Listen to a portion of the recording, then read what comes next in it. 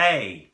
Okay, today's topic we're going to talk about is one we get asked about a lot, and I guess at this time of year, going into winter, it's one people think about a lot, is like, how long can I not train for and still keep my results? The really simple short answer, we'd say, is about 7 to 10 days of nothing. But let's qualify that, because there's different aspects of fitness and different body parts. We're going to look at aerobic fitness, endurance, and actually your muscle size and strength, because they all change in different ways and at different rates. We'll look at first at aerobic performance. So this is your ability to process oxygen effectively and work hard doing activities like circuits, running, cycling. I mean, like a ton of studies on this. And most of them show that athletes, so people who train a lot, will lose about 7% of their VO2 max in 12 to 21 days. After that, it accelerates to 9% in the next 20 odd days after that. At the same time, you also lose endurance-specific enzymes in the body that help your body work more effectively, like processing protein and oxygen transportation. You lose about 50% in 12 to 21 days as well. So endurance drops down quite fast, aerobic fitness slightly more slowly. Really important to note, depending on your starting level as well. So if you're really fit, your drop off is going to be more dramatic than someone who's less fit. But this makes sense.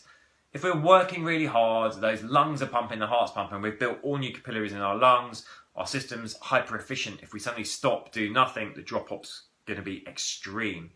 But the good news is, if you're starting here and you drop to here, someone who started here anyway and he drops like that, you're still going to be above them. So it's not an excuse not to train hard. So aerobic fitness, 7 to 10 days we'd say, 14 at the outside, but you will start to see some deterioration in aerobic fitness if you do nothing for 14 days. Now let's talk about muscular size and strength. So most studies show that actually you can probably go for like 7 to 14 days before you'll start to lose noticeable size and strength. So you can afford a layoff, but as long as you're keeping your body adequately fueled, and this goes whether you're doing aerobic, cardio activity, or lifting. If you've worked out what your calorie targets are and you've been at static calorie level for maintenance or a higher calorie level to actually build lean muscle, obviously if you're doing less activity, there's less energy being expended, you need to reduce your energy intake. If you continue eating at the same rate you were while you were doing all that training, you do nothing, guess what? You're going to increase your body fat. And really important to note, you do need to work it out, because if your metabolism will still be higher than your normal non-trained metabolism, it will still be up here. If you go too low, you'll go catabolic and you'll start losing muscle. And this is where a lot of people go wrong when they're trying to get ripped or get lean for their holidays.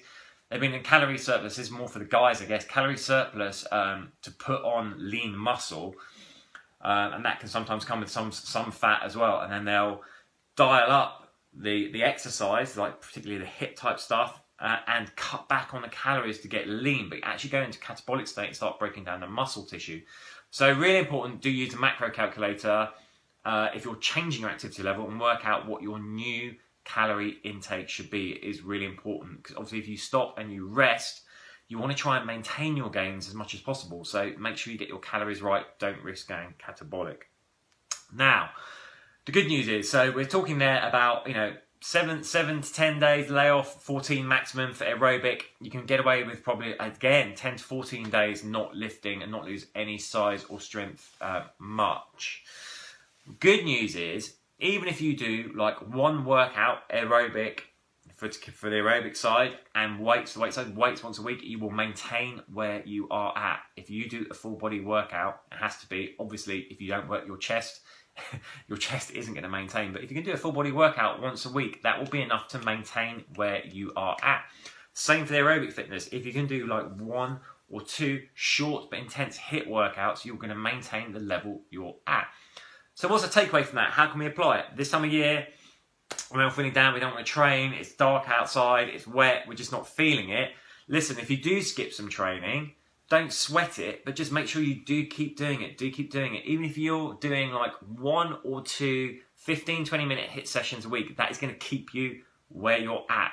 Likewise, if your goal is to maintain your lean mass, 1 full body session once a week will maintain where you're at. So, hope you found that useful. quick takeaway, don't leave it for longer than, I would say, to be safe, 10 to 12 days. And do something once a week, and it'll help maintain where you're at.